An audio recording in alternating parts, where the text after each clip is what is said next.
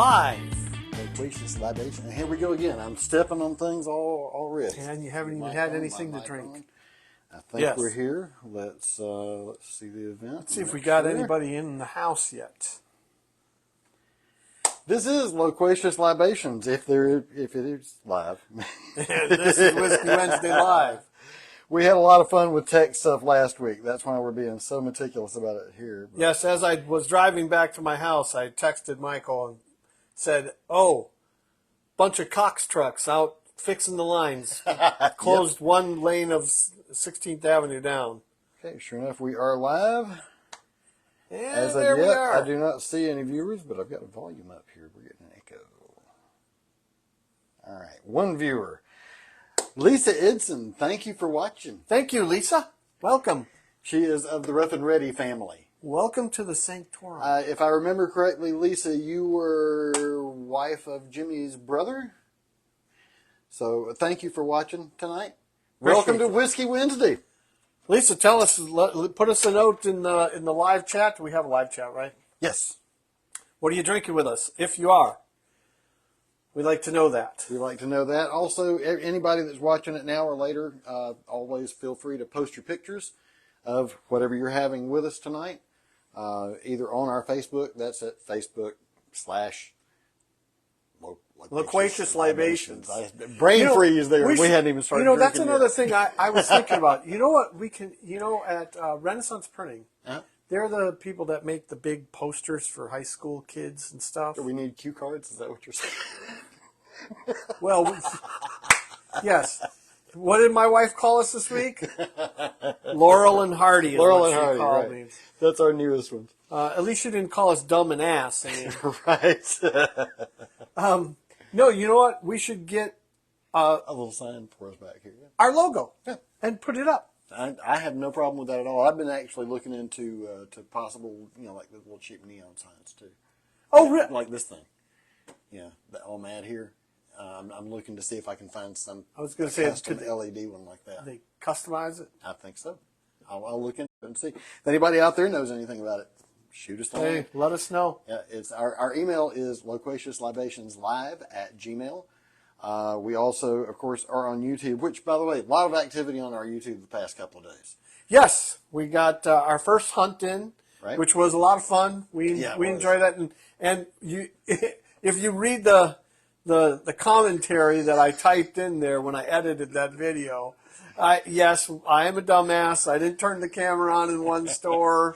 I made up a lie about another store. I didn't make up a lie. Right. I just didn't film in one store. Lisa says Joe Edson. I thought that's who it was. I just didn't want to speak out and be wrong about it there, Lisa. And she says she's drinking iced tea with us. She hopes we're doing great tonight. We are. We are doing great. And Wednesday is always our favorite day of the week, just for this. I look forward to this. For me, it's like, okay, now it's downhill from here. Right. Because I got to work on Friday, Saturday, Sunday. And tomorrow's all I do is work out and make dinner. Well, there you go. So you're in the middle of your weekend, and I'm on hump day. Yeah, well, you're done with hump day. Yep. See, I'm all done with it. So I just got I bet you get to cruise for 2 more days. One of my long days and one of my not really short, but a normal day. So we'll call it that. Then the weekend. So awesome. Well, we decided, since nobody really paid much attention to the poll. Yeah. Well, I do have a thought. Yeah, I was thinking about that. On the coming up, the week of the 21st, 21st. The week of the 21st, I'm going on vacation. Okay. So it's 2 weeks from now. All right. So we have this live, next week's live, then we're going to do a pre-recorded. Right. And we'll post it and let it go live. And I'm actually going to be on live and monitoring the chat. That night we'll actually go live on YouTube at the same time that we do on Facebook. So what I'll probably do is run it as an instant premiere on Facebook, like I did with the other stuff that we're going to be talking about in a minute. And when it does that, it shows up as live, and anybody can get into it. Which is great. So, yeah. I think that'll work, and hopefully we'll garner. We got 25 subscribers on YouTube. Did you see I that saw today? that, yeah, and I actually picked up one at Fresh Market yesterday. Oh, awesome. Very good. He did it while I was saying it in line as we were buying stuff. Well, we're trying to get to 50 on YouTube. Mm-hmm. And, of course, I caught a glitch in YouTube that I'm not completely sure I'm fully understanding yet, but I think I do. And it is Laurel and Hardy in that respect, right? Because we keep moving the ball. It's like Charlie Brown. Stumbling on stuff. Charlie Brown and Lucy always moves the ball on them. Right. So, yeah, what happened was when I first registered us on YouTube, we were going by Whiskey Wednesday. And then we decided to change directions. But we had already set up our YouTube channel. So and we just changed the name of the channel. Right. We rebranded everything on that channel as the Loquacious Libations. But we opened the Loquacious Libations live at Gmail. Which gave us a whole nother channel. Right. Which, you know what? We could actually utilize that. Well, I think we should. I don't know how we get our 25 subscribers over. Right. Other than to say, hey, there's a difference. Because when you go to YouTube and you type in Loquacious Libations, there isn't a difference. Right. It doesn't really show a difference on there. It just shows the difference in the subscribers. And here, I loaded up our commercial. So if you've seen the 30-second commercial we ran earlier today, I loaded that up last night on the Loquacious Libations page and posted it to go off at 8 o'clock in the morning. Okay? So I go to Loquacious Libations this morning. And it's not there. And it wasn't there. And I'm like, what the hell's going on here? You know, and it took me all day to finally I texted Michael and said, I don't understand this. And he kind of zeroed in on what the situation was. In the meantime, I'm also trying to edit the raw footage from last week while working, you know, on my phone. In between driving around. In between driving around on my phone and getting that uploaded, which since it was 50 minutes long, took quite a bit of time to upload. Oh, I'm sure. Via a cellular connection. But, yeah, that's up now, too. So, and there's more tech problems to have fun with. Oh, yeah. You can, you know, in watching some of that video, I haven't watched the whole thing.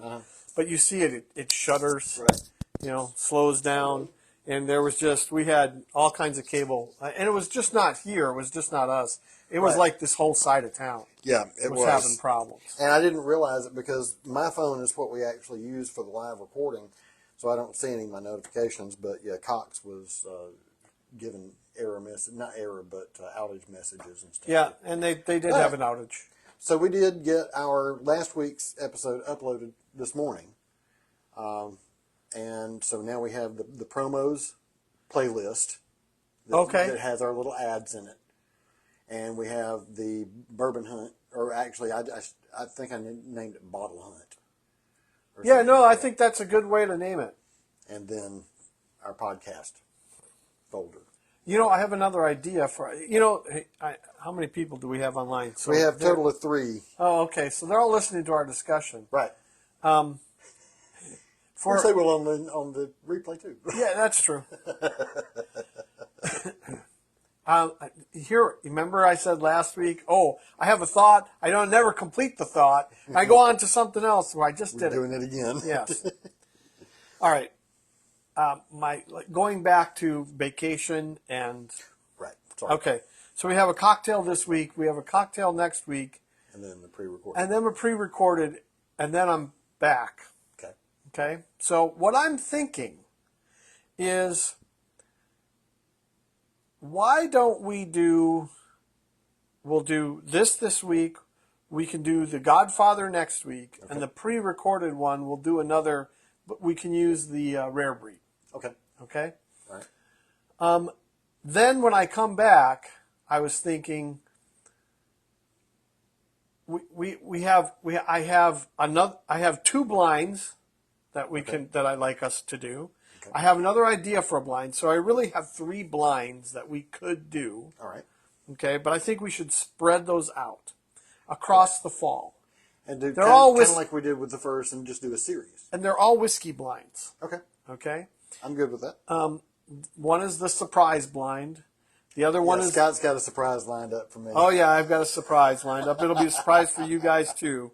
Michael will have no idea even the bottles that I've chosen for the surprise. He's just going to have to say which one he likes and going to be fun. Rated, and he won't have any idea how expensive or cheap they are.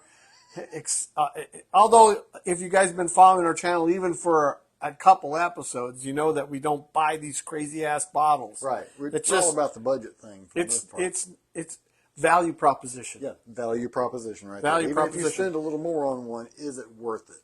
You know. Yeah, I can go out and spend here. There are certain bottles, and we're going off another tangent, but who cares? Without having gotten to our feature yet, but we'll get there. Yeah, there are. We talked about this in the video when we went hunting. The Bourbon Barn had some allocated Buffalo Trace products. They had Stag, they had Booker's, which has been Jim Beam product. They had Blanton's, and they had 2 of the E.H. Taylors. Mm-hmm. Well, all of those bottles, and I denoted it in the video, all of those bottles, the most expensive retail price on there is the Blanton's. Right. And the reason that that's the highest retail MSRP bottle is because they hand write information on each label of every bottle. So it's a labor-intensive bottle, and they seal it with wax. So that has a higher retail price. It's an $80 MSRP. Right. The Stag is $70 MSRP, and the single barrel E.H. Taylor is, I want to say, is $49, and the small batch, maybe the small batch is $49, and the other is $59. Wow. So and they're going for 140. They were 120, 140. The Stag was 189. And Booker's, which I think has a retail price of $70, was 159. So it's just, and I said on there, those are above the prices that I would be willing to pay for those bottles, because I've had those bottles before.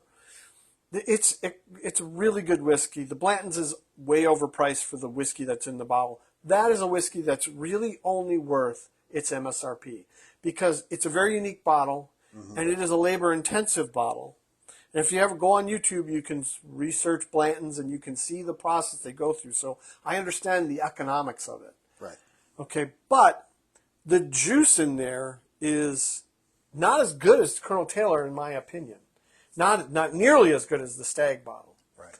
The Stag bottle is absolutely delicious, and for $70, it's a value proposition. I would pay as much as $100 for that bottle. It'd still be a value proposition. It's really good whiskey. Right. Okay. The Colonel Taylor's, I have purchased that in the marketplace, for $80. You'll find it. You just got to find the right place. Right. Another place that, that was another tangent. I just stopped myself. Welcome to Whiskey Wednesday. Yeah. This is how it goes. So here we go, back on track after vacation. Mm-hmm. I think we should do the month of August, since it's the end of summer. It's still hot as balls here. Right. For most of the United States, it's the hottest month of the year. Right. I propose that we do 5 weeks of gin drinks, just to kind of change up. Maybe that'll attract more viewers. We'll get a different crowd, maybe gin drinkers. Right. And there's some really great cocktails that I know, and I want to share with you, because you say, "Oh, gin is terrible." Well, I have very limited experience with it too, though. So. I understand. Well, you've had very limited experience with all cocktails. You're correct. So, hello, Wayne. Wayne Powers is watching with us tonight. Bicycle Wayne. Yeah, yep. Bicycle Wayne. See, I'm starting to figure it out. We're going to have to start getting sound cues back here, like little bicycle. So that's what I propose that we do. Sounds good. Sounds good. All right. And Scott's also the one that proposed that we kind of circle back and visit one of our cocktails from our last blind. Well, this is a cocktail. What we're doing tonight is, if you didn't see the commercial that we ran today on Facebook and YouTube, this was a cocktail that it excites me to think about what happened after that episode. Right. And the spark, it lit a spark in Michael's head in his brain and said, "Oh, what if I did this? What if I did this? Oh, that whiskey was really good. Let me go. Oh my God, this is even better."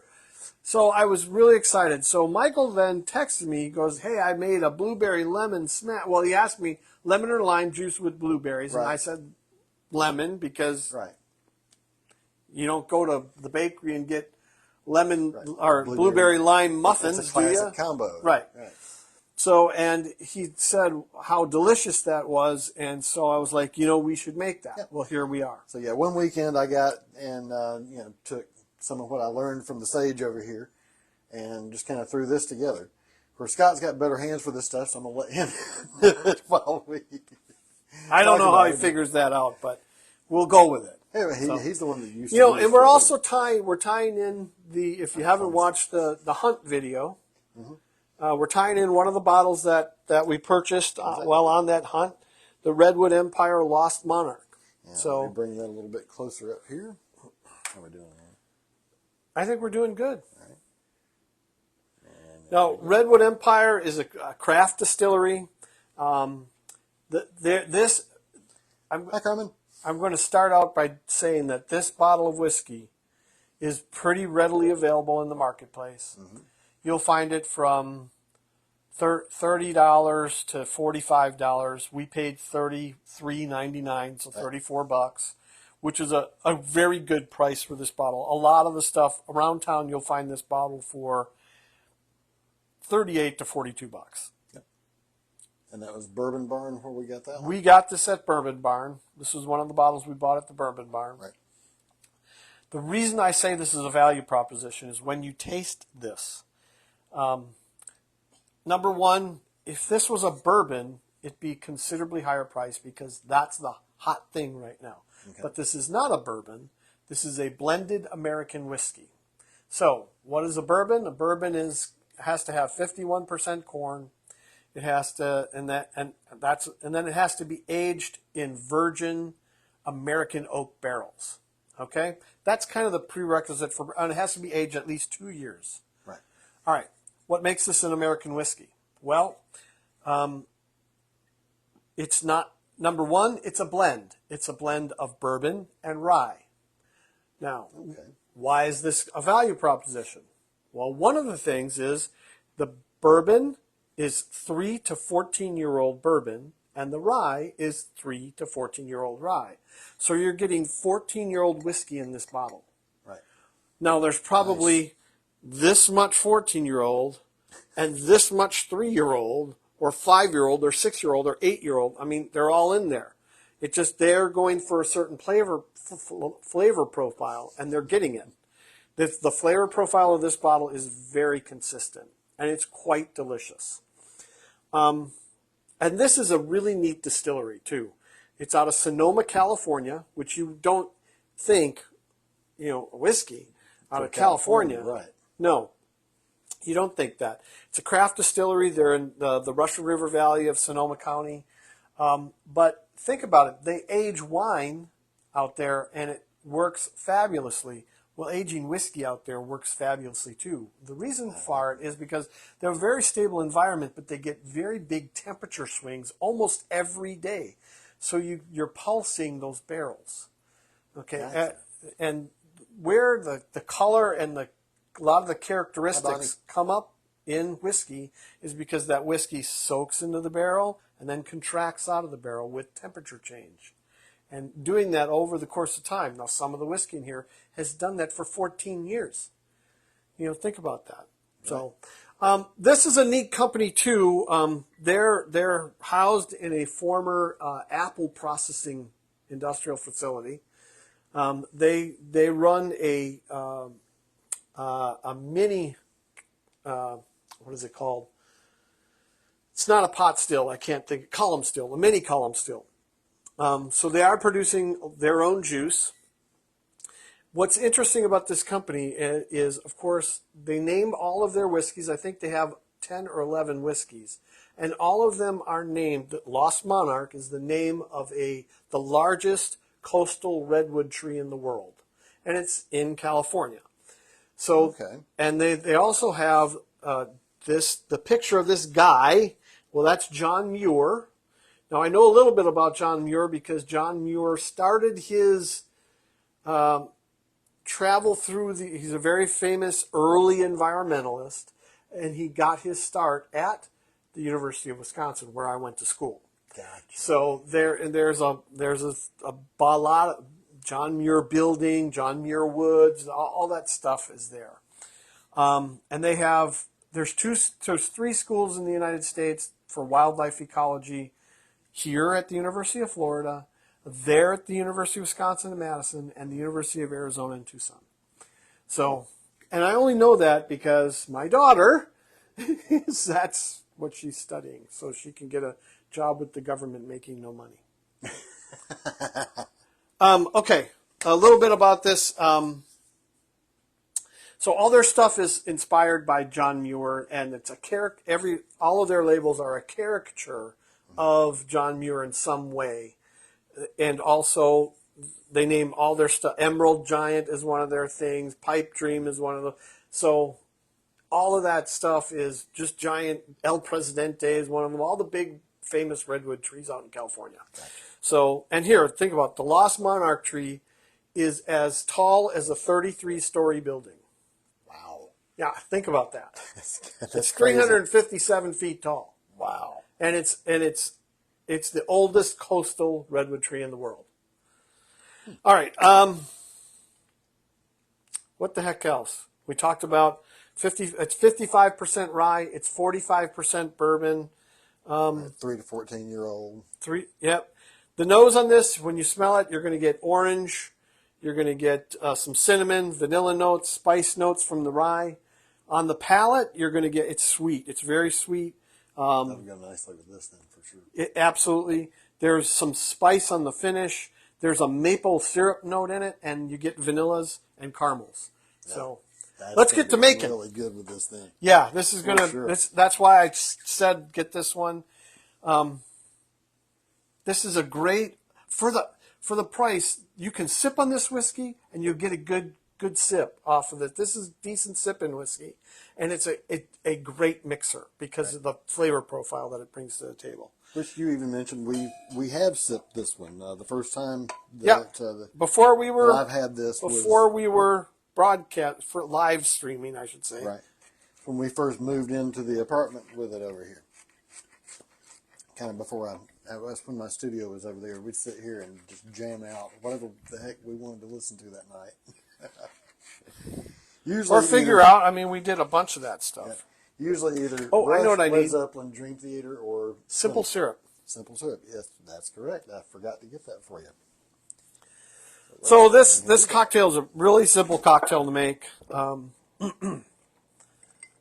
You just we're going to macerate. So you need a muddler. If you don't, you can use a chopstick. The not the pointy end, the other end. If you have to, you can use a small baseball bat if you get it down in your glass. But you just take, a few blueberries, muddle them.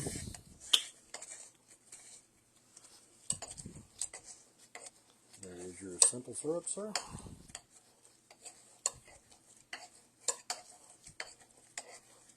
Now, see, this is why I let him do it, because when I did it, I threw the mint in, and then the blueberries and the lemon. Well, the blueberries are still a little frozen, so right.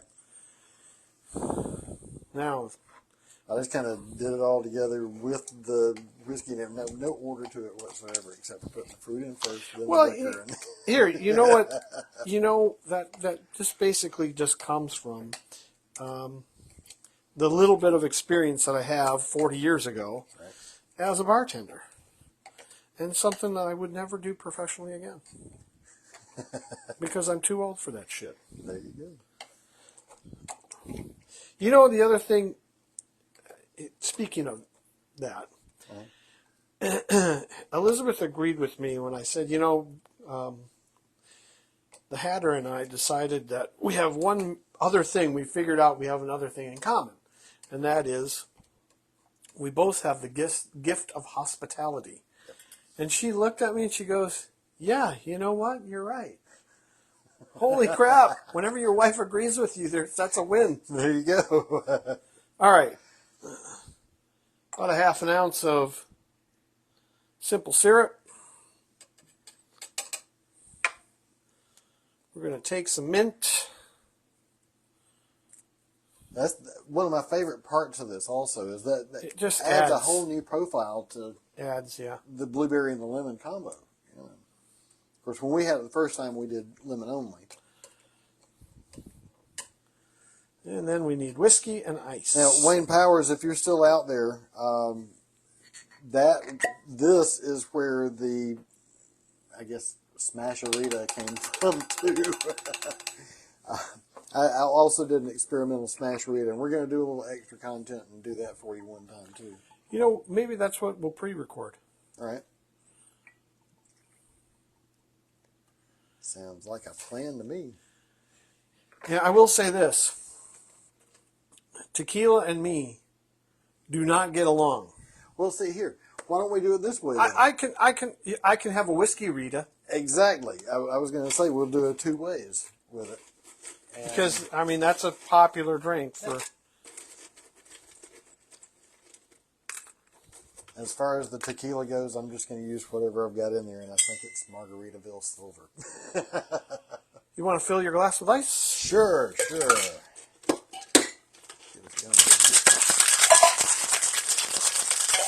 And by the way, I think it was during the section last week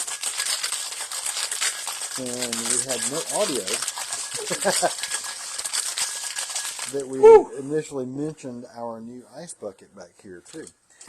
This was given to us by a coworker of Betty's named Erica, and she made that herself. Thank you for doing that. I hope she's watching or will watch. I think she's out doing some exercising tonight, if I remember correctly, working out somewhere. Oh, we got a lot of bits. Yeah.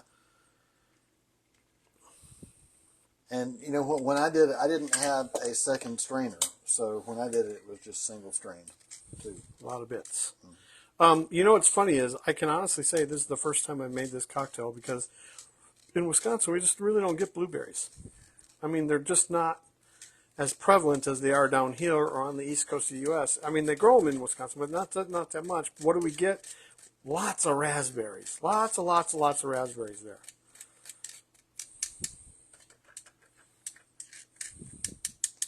And it does have a lot of pulp with it there, doesn't it? Oh, yeah, I'm going to go clean this all out. There you go, sir. Thank you, sir. I'll be right back, folks. As usual, I will wait for my partner over here. And I'll take this opportunity to invite you all to join and subscribe with all of our social media. That starts with YouTube. That's going to be YouTube at Loquacious Libations. We also have our Facebook that we're trying to scoot everything over to. And that's facebook.com/Loquacious Libations. And then we also have our Instagram, which is at, excuse me, I'm saying it wrong. Instagram at Loquacious_Libations. Hello, Wayne Kelly. Welcome. Scott's in there cleaning a couple things up and getting ready to come in here and make him one of these blueberry lemon smashes himself. You know what I caught on the rewatching? What's that? Last week, I think it was last week, when I went and cleaned the ice out. Correct! I figured that out last week myself. I was like, why can I hear myself in the kitchen so well? All of a sudden it dawned, duh! Good. Yeah, I'm looking forward. I've been looking forward to having this this particular drink. What did I do with the What are you after? blueberries? Blueberries. Oh, they had teeth. They bit my fingers off. Well, they were kind of hiding back here on the dark table too. So there we go. Yeah, Wayne, Lisa is in here with us tonight. We got a couple of Edsons. Awesome. Wayne's in with that family as well. You know, when you make a smash, you said you can't make it wrong. You said, oh, you got to do it in a particular order. Not really. Because it's all going down the same toilet. Right. You know? Yeah, you got it. I knew it'd register with you after a second. That's the long way in this case. No, but it's all ending up in the same glass. Yep. Yep. So long and short of it is, anybody that's just joining, I just kind of did it all together, all the fruit and mint together at the same time with the whiskey and the syrup is actually what I did. I used that to kind of help shake everything up with it, spread it out more since I have it layered down the bottom. Didn't know if it made any sense. I'm just flying by the seat of my pants like usual. Hey, that's how I'm so happy you made this, because I wouldn't have really thought to make this, because I just, like I said, not a lot of blueberries, up there. I mean, they grow them up there, but not like they do in the East Coast. And I always liked them as a kid. Like, my mom would make blueberry pancakes, and I'd be like, or blueberry muffins, and I'd be like, oh, I love those blueberry things. But raspberries and cranberries. Lots of cranberries in Wisconsin. Funny how you are married to the things you grew up with. Right. So even in Georgia, we didn't really do blueberries a lot in my family growing up. What we usually did was, of course, peaches. My grandmother and the whole family at their family reunions, of course, did incredible peach cobblers. Which that only makes sense. Right, and it lattice style, the whole bit. And of course, I did a lot of peanuts growing up too. Yeah. Well, I didn't realize how much peanuts are in North Florida until I moved to North Florida. Right. I mean, holy cow. Yeah, we're right here still. Yeah. Right on top of the best peanut farming in the world,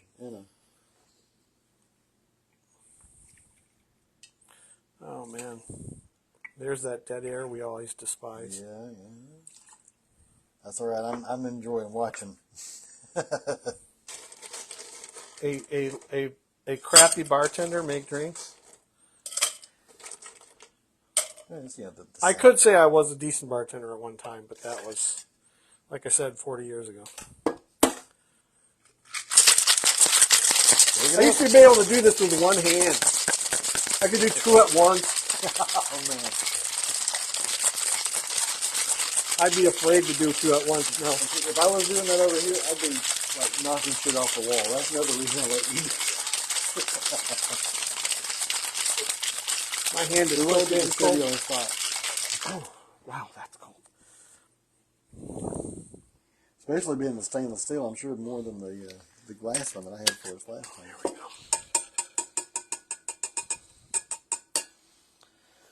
All right, let's try to clean our shot up here. Yeah. Feature the whiskey. Right there. I gotta give a little shout out too to our first question, YouTube questioner, right. Jeremy, and I forget Jeremy's name. I hope you're with us, Jeremy, or I hope you see this on YouTube. See it later. So we do appreciate get the shout out. Activity on the YouTube page. It kind of caught both of us by surprise a little bit. Yeah, it did. I was happy though. We had a nice little conversation because he, like you, his grandfather was an ancient age drinker. I'd never had a chance to go back and look again, but I was wondering if that might be the case because it was so specific to the ancient age. I was like, yeah, there's another one of my guys there. Right, and he was trying to understand. He got it from the same place, which was interesting to me.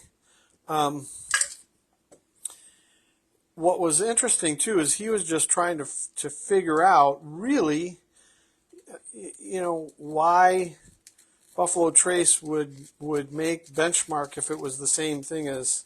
Right, if it was the same juice. And he obviously was watching some of our previous discussions. Right. So it was interesting, and at the end, his last comment was, hey, I'm just trying to figure this all out because it all tastes great to me right now. Yeah, and see, I'm in the same boat. You and I are the same in this particular case. This is what this journey's been about, and I had so much fun while we were getting to this point of doing the cocktails. Here, let me clean this up real quick, get it out of our way. But you know what's funny we is decided to let everybody else in on it. That's how this began. You know what's interesting though about my, I'm trying to train myself to just call you Hatter all the time on these live streams. It doesn't matter. I didn't even wear my damn hat. I know, tonight. but hot. It's interesting because now Michael's starting to pick up on the differences between products and building that palate. Yeah, Brenda Woodfin, hello. You know, if you want, before you taste this, you should just taste that neat. All right. I mean, just take a sip of it right out of the bottle. I ain't gonna do that. Oh, okay. You can take a little, yeah. I'll do that. Yeah. Brenda has just recently celebrated her 34th wedding anniversary. Wow! Hey, she and her same as went me. out to Las Vegas. That's awesome. Yeah, that was a very cool trip. Even got to ride on Route 66. That is very, very nice aroma on that. Of course, you can't do all the normal checking the legs on everything like this. I remember this aroma, Scott. Yeah. Very sweet. Very nice. Now, do you remember it? Yeah. Yeah, that's really nice. Yeah. For the price point, it is really good whiskey. But again, you're not paying for a bourbon. Right. You know, it's American whiskey. Now here, they don't age it in virgin charred barrels. They buy used barrels. Right. You know, because think about it. All the people that are making bourbon today, in order for it to be a bourbon, it has to be aged in a virgin American oak barrel. Okay, so when they empty the barrel, there were thousands of barrels were emptied today and bottled today. What do they do with those barrels? Because they can't use them again and call it bourbon. It's not virgin anymore. Right. So those barrels go out into the world and are still used. Some of them end up as decorative planters in your front yard. You know, but a lot of them. I think I've got one out back. A lot of them are used. A lot of them are used to again age more whiskey. There are finished whiskeys. There's other things that are aged too in oak barrels, and then have whiskey put into those, and they're finished whiskeys. Well, there are scotches that are finished in American bourbon barrels. It's not nonstop. Right. So what these people do are they're going out to the barrel market. There's a barrel broker, and they're buying used barrels, and they're aging their product in Sonoma County in used whiskey barrels. There you go. Oh, man, when you really nice aroma to it. When you smell that, you smell the caramel, the vanilla. Vanilla is really up front in that. Yeah, but at the same time, it's deceptive. It's sweeter than it smells, but it's different than the vanilla. You know what's nice about this too? The proof point I think is 90 proof. Okay, so it's really easy. Right. The flavors are a little watered down, but it's really easy to pick them out. Right. Because you're not getting that alcohol push. That like I said, I just like that 90 to 110 proof points are where that works for me. Right. Well, cheers. Here we go. Cheers, and cheers to Whiskey Wednesday, and let's go ahead, since we just mentioned it, to Brenda and Richard Woodfin's 34th anniversary. Hey, congratulations. I'm a year behind you guys. Wow. Yeah. Very cool.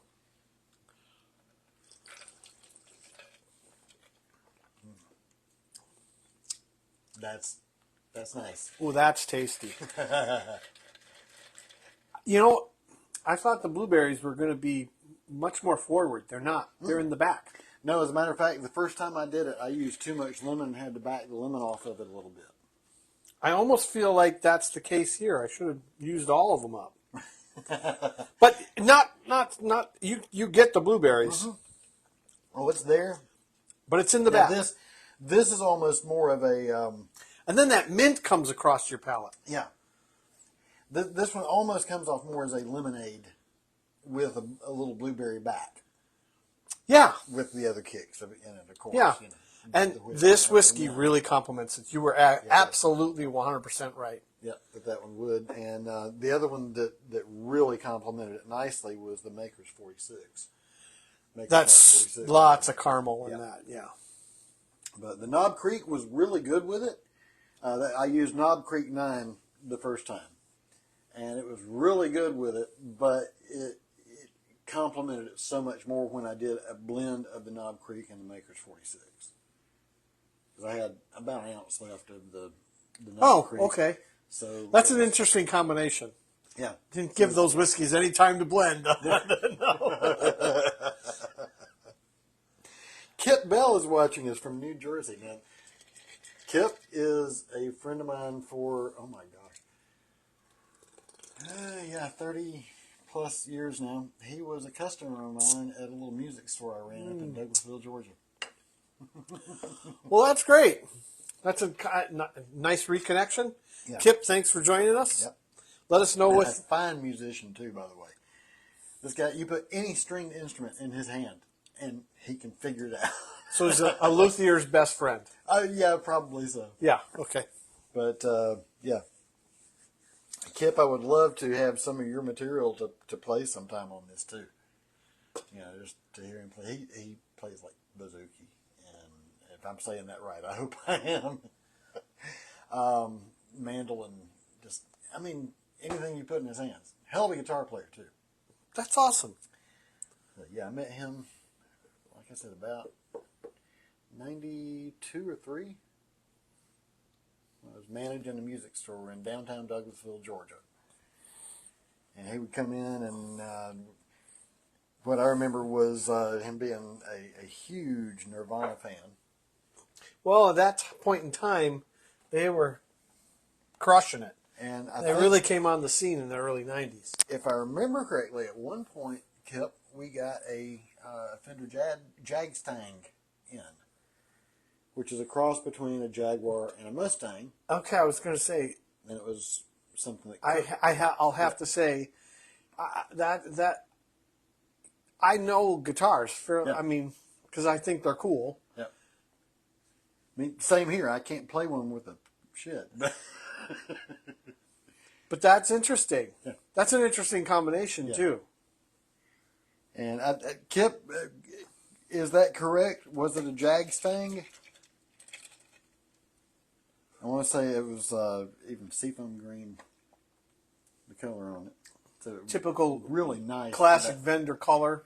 Right. But Fender. Like you said, it was kind of, he said, I did not have a Jag-Stang, but it did have a Mustang and a Jaguar. Okay.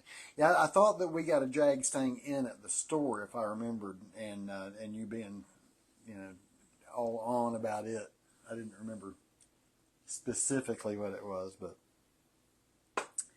he was in a band at that time as well. Well, obviously, right. And the name of the band was Rocket Boy. Actually, went a couple of other names before that: Cain's Pain, and was it just The Pain?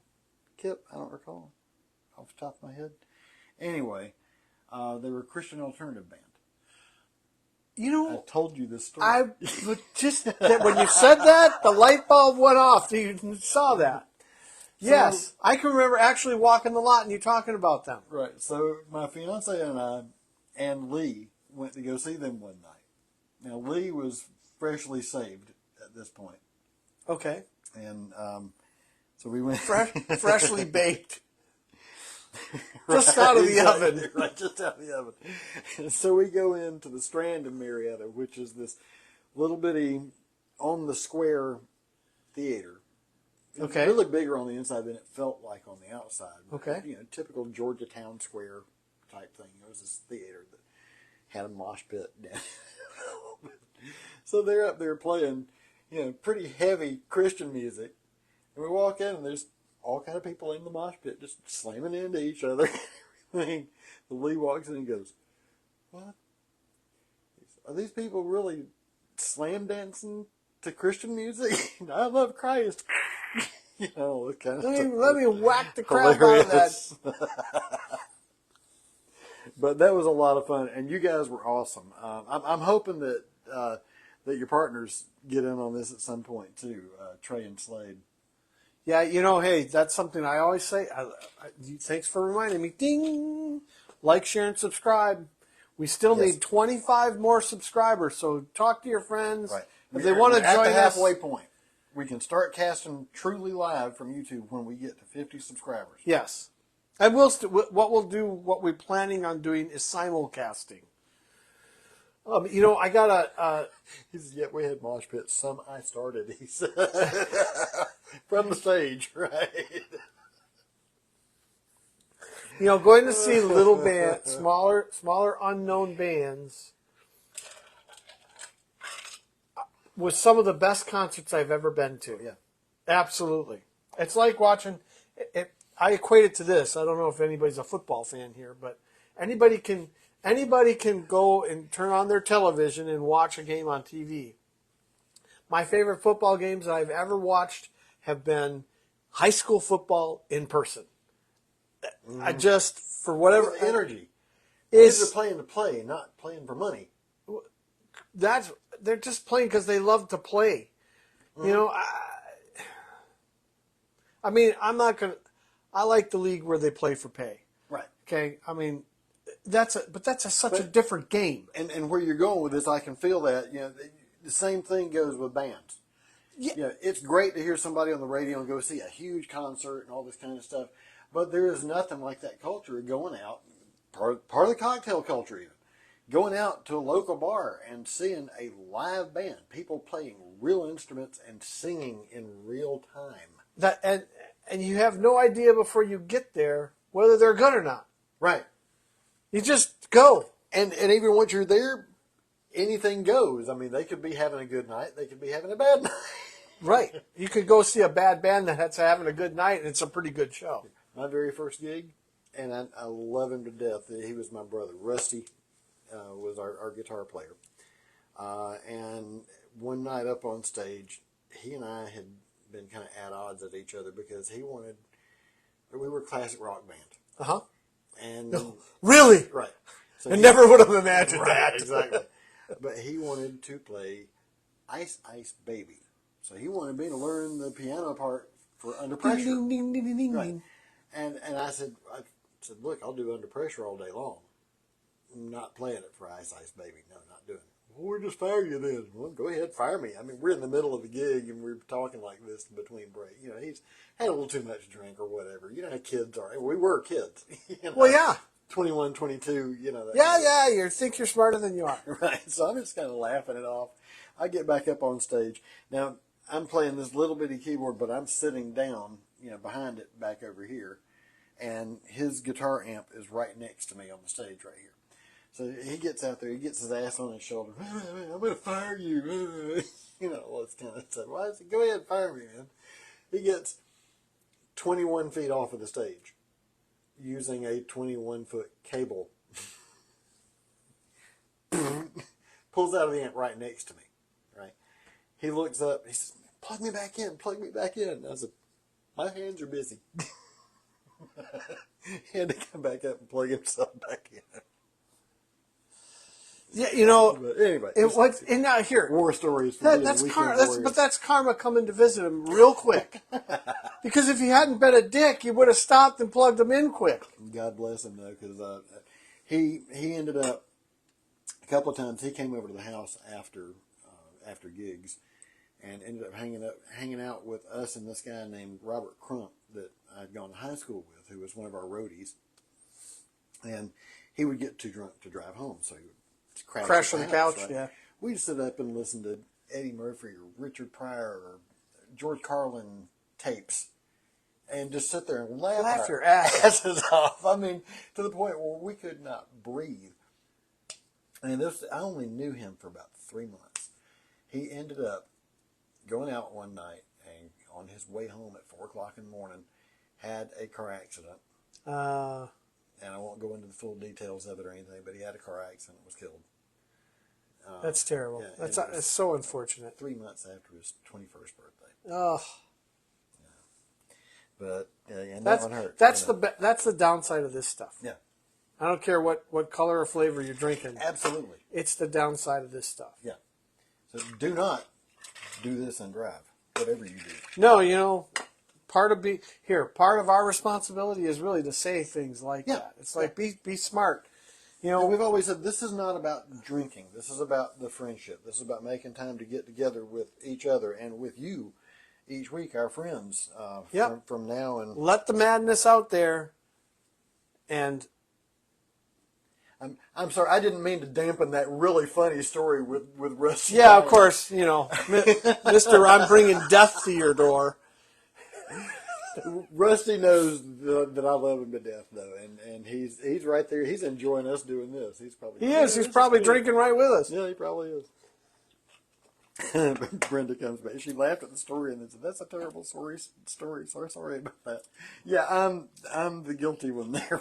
Can you imagine how good the fucking whiskey is in heaven? Oh, dude, I can't. Well, now I can tell. Well, you. I can wait. Well, I can tell you because this is a true story as far as my mind thinks it is. Right. When I died, I was dead for 16 minutes. According to my medical chart, I was dead for 16 minutes. This is why we can joke about dark shit like that and be very much so. Because we've both been there in this case. But in that 16 minutes, okay, I realized I came into the most important piece of knowledge I came into at that point in time was that it's true. We never die. We're eternally alive. You just come out. I don't care you cannot convince me of anything other than that. I don't care who says what, and it makes me believe in reincarnation. Yeah. I don't care. I don't care if Jesus showed up right now with a lightning bolt and said, "No, you're wrong." I'd say, "No, you're wrong." I'm sorry, but anyways, in that 16 minutes. As I was watching the medical staff work on me, hurriedly, the guy there was a guy there, and Michael, his name was Michael, I'm going to get his name wrong, Palazzo, I think it is. He was a character actor, 1970s and 80s character actor. He always played... I remember you telling me about this now. He always played mafiosa types, and he was in The Godfather 2. He came to Michael at his at the wedding. In the wedding scene, he came to Michael and asked him for a favor. So you'll know who I'm talking about. I can't think of the actor's name now, but he was there, and he asked me what I would want. What do you want? And I said I want a glass of whiskey, and it was the best fucking whiskey like I've said to you, I said the best whiskey I've ever tasted. I've tasted three really good whiskeys, but one was better than the other two. I've had William LaRue Weller, the BTAC bottle. I had a pour of that. That was extraordinary. I've had Macallan 18 year. That was extraordinary, and I've also had the George T. Stagg. Last year's version, I had a pour of that, which was I overpaid for the pour, but I wanted to try it, and that was just exquisite. I mean, for 130 proof whiskey, you couldn't even taste the alcohol. Wow! It was so smooth, and it was just luscious. Anyways, the whiskey that I had while I was dead, I'm burping. Was even better. It was just. See, I didn't get any of that. I lost everything 15 hours prior to the heart attack. Never have gotten it back. That's you talked about it last week. Swiss cheese. Yeah. Yeah. You know what? I finally did have one small memory, and it was just simply a bearded guy, probably an orderly, leaning over me asking if I could hear him. "Mr. Duncan, can you hear me?" And that was like within a couple of months after waking back up that came to me. Yeah. And then I don't know if it was a real memory or like it was a dream sometime in between. Then I was thinking about it or something. Or I get that. I mean, I don't know either. That whole, I spent 21 days in a coma. I was in the hospital 30 days, exactly 30 days. By comparison, my coma was 5 days and I was in the hospital 12. There's so many things that, like, I don't remember the ambulance ride, but I met one of the ambulance tech that took care of me and realized that was the first person that realized this guy's having a heart attack. Because at first they thought it was I have food allergies, okay, and I was breaking out in hives. Well, I ate something that morning. I don't know what causes my food allergies. We've never been able to isolate it. Right.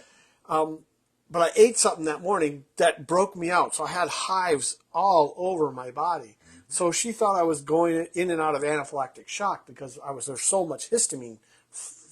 My body was producing so much histamine. Right. But that was just part of the puzzle. The real, piece of the puzzle was that, I was having a widowmaker occlusion in my heart. So now, here's the funny part. He joked later on, once he woke up, that he had dragged me into the hospital behind him because literally, okay, here. I do remember that. His heart attack happened on Veterans Day. I was working for a credit union at the time, and I was off.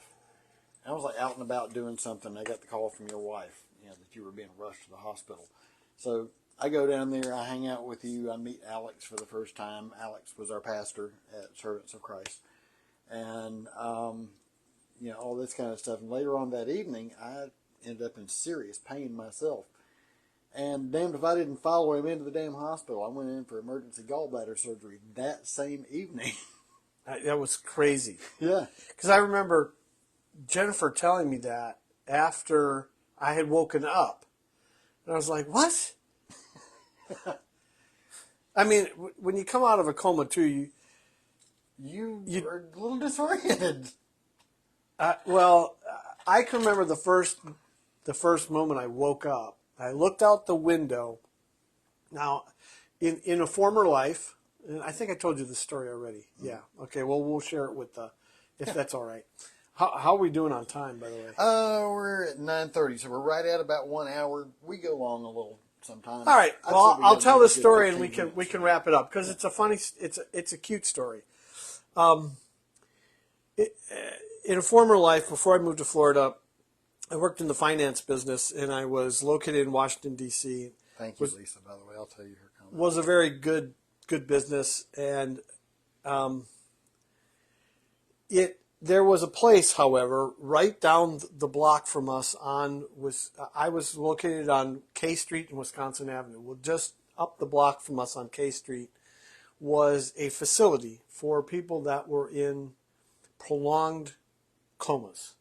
Okay, I was in a medically induced. Both of us were in medically induced comas, right. But these are for people that they're taking off life support and they keep going. Right. Okay, but they're in a coma. Long-termers. Yeah. Well, it was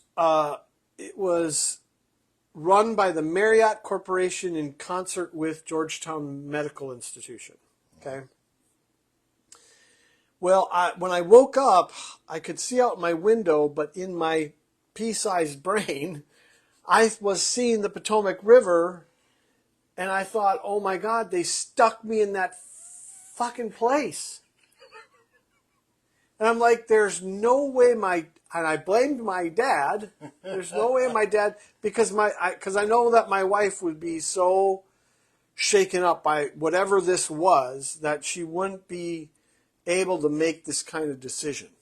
I just, that's right. No slight against my wife, but my wife does not do well under pressure. She panics she panics if there's a cockroach running across the floor. I mean, you'd think that we're having a nuclear holocaust.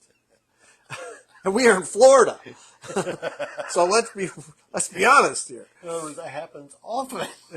Well, not often, but it happens enough that right. I hear a stark raving scream from the other side of the house. So it was so. Where I'm going with this is when I first came out of it, I had no clue where the heck I was.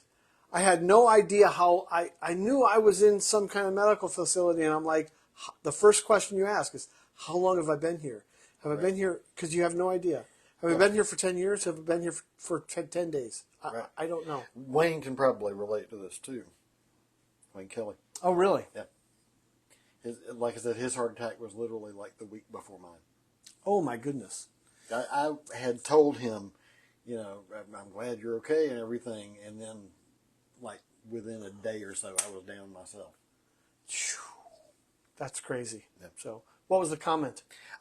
Lisa said, "You guys are a hoot. I know you're trying to be serious, but y'all are still funny." Well, good. You know, here.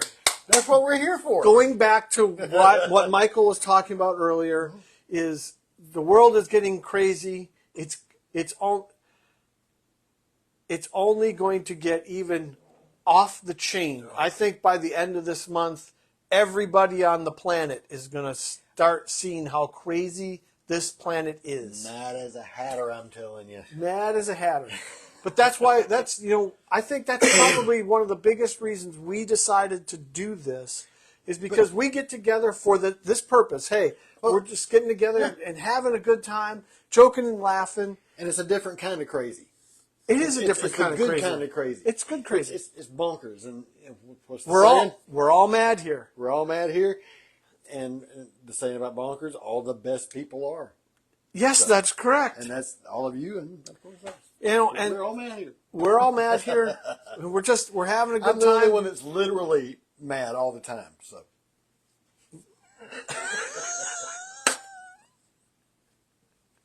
Legally mad. Okay. Yeah. No, I get it. Maybe you want to explain that. My initials are MAD. For those of you that don't know, most of these folks out here probably already know that. Yeah. Okay. But we picked up a YouTube follower that neither one of us knows. So we're starting to get some distribution on YouTube, believe it or not, which is good. And having a random person come in like that too. Lisa liked all that, by the way. She's cracking up. Like, share, and subscribe. Like, share, and subscribe. YouTube at Loquacious Libations. So it is still, even though there is some conflict with that. We'll figure that out. If you go to youtube.com/@Loquacious Libations, you will find the channel where we post all the replays and the commercials and the promos.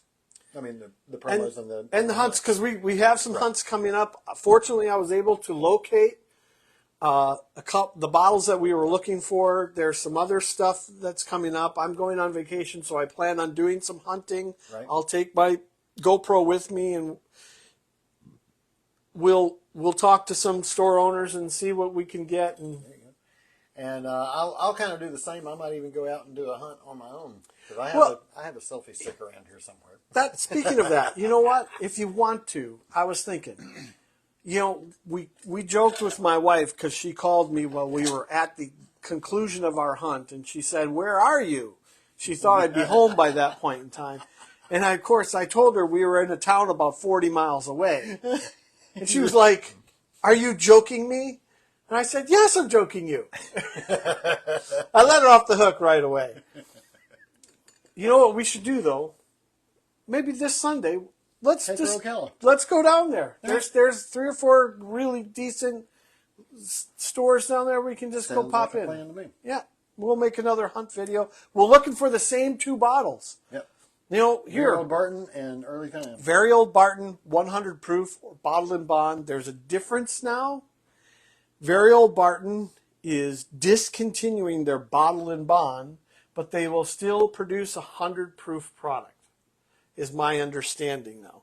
The reason they're getting rid of the bottle and bond is because that is cost prohibitive to be a bottle and bond under $20, which is, it's cost prohibitive to produce.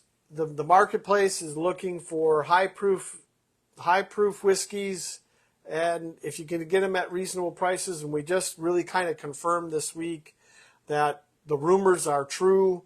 Old Granddad 114, go out and get a bottle because it's going to be gone. Right. They're discontinuing the product.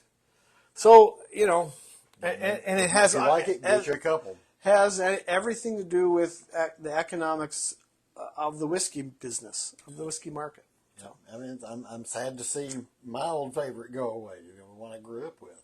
Well, but see, that's only a rumor. Sure we don't know that. We don't know that. We just have to watch and see how the market changes, and follow us because Scott stays on top of that stuff pretty well. The Sage over here. There's 3 or 4 YouTube channels that I get the information from because they're a lot closer. There's one that's a blender, and I mean, there's 2 guys, and one of them is one of the godfathers of the whiskey business that does the YouTube channel, Fred Vinnick. There you go. So I mean, he if there's something to be known in the whiskey business that he can tell you because he knows shit he can't tell you. He'll put it out. So if any of y'all want to learn a little bit about the whiskey, the inner workings of that kind of thing, you can check into that kind of stuff too. And I only know we're not gatekeeping any of this. No, stuff. No, I only know it because I'm interested. I'm just interested. It's interesting to me, right? And I've watched some of it to see kind of the feel of it for what we're doing. I can't get over how good this drink is. I know, right? I'm enjoying. I'm sorry for cutting you off. The ice. Dude, I'm fine with that. But it's an interesting combination because if you eat that blueberry lemon muffin, you don't get the mint, and the mint comes way on the back and then washes over your palate. Yeah, it doesn't loop around the back. It's funny. No, it is. Yeah. It is funny, but you get lemon, then you get blueberry, and then there's the mint. And the whiskey blends perfectly well with this. Whoops. Uh-oh. Sorry about that. Michael's trying to play us out because we're cutting off. We ran off about 3 tangents there in the last 20 seconds. Yeah, we did. And then we got this loud. That's the Swiss cheese going off in our head. Probably right. And excuse Mr. Mayhem back here. Skip. And Scott's not we're breaking the place. I've just blasted blueberries all over the place. I got one in my shoe. You got a blueberry. I'm not kidding you. I blasted a blueberry in my shoe. Oh, come on. Get off of the ads. Skip. This will be really fun on the replay. Skip. Yeah, there it is right there, yeah. All right. Okay. So we still got a couple of minutes before this goes crazy. I just didn't realize I had turned it up that loud. Oh, man, I got blueberries way in the back there. Don't worry about that, man. The cats will play with them. Yeah, but they're frozen, so they're wet. You see them? Yep, I do. We're cleaning up here. Sorry, folks. We had fun today. This is not one of our typical things where we're kind of, usually we get together about a half an hour before we do this and we say, hey, let's talk about this, and that. And we kind of pretty much adhere to it. And today we really kind of didn't do that. We went off on our original Whiskey Wednesday tangent. We did. We discussed our upcoming agenda, which we do off camera. Right. But we had a blast, and we hope you guys had a blast. My wife is right. We are Laurel and Hardy. We kind of are. Here, speaking of Laurel and Hardy, I saw a video recently, and I'm just going to say this. Michael Jackson wishes he could dance like Stan Laurel could. He had rubber legs. Oh my gosh! I saw this video, and somebody. The funny thing is, Charlie Chaplin was the same way. Somebody had mashed it up with a Michael Jackson song. That's the funny part. And that had to be entertaining. Oh, it was, and he was just all over the place, But I mean, seriously, he knew exactly what he was doing and what his limbs were doing and everything. I mean, he was as good, if not a better dancer than Michael Jackson in the life. Which is saying a lot. Yeah. Because, I don't care what anybody says. Michael Jackson's music's not my cup of tea, but you can't deny. Good stuff, though. You can't deny. Yeah. How long was Thriller on the top 100 chart? A couple of years. Historic. Yeah. So. Historic. There's another historic one behind us back here. Oh, no, this is my cup of tea. Yeah, there you go. Speaking of a cup of tea, here's to you guys, and here's to you, sure sir. You don't want another one before we shut down? No. Well, we're going to shut this down anyway. Thanks for coming in. Get out of the craziness. Come join us next Wednesday. 8:30 p.m. every Wednesday night, right here at Loquacious Libations with Hatter in the Sea. Thanks for joining us. See you guys next week.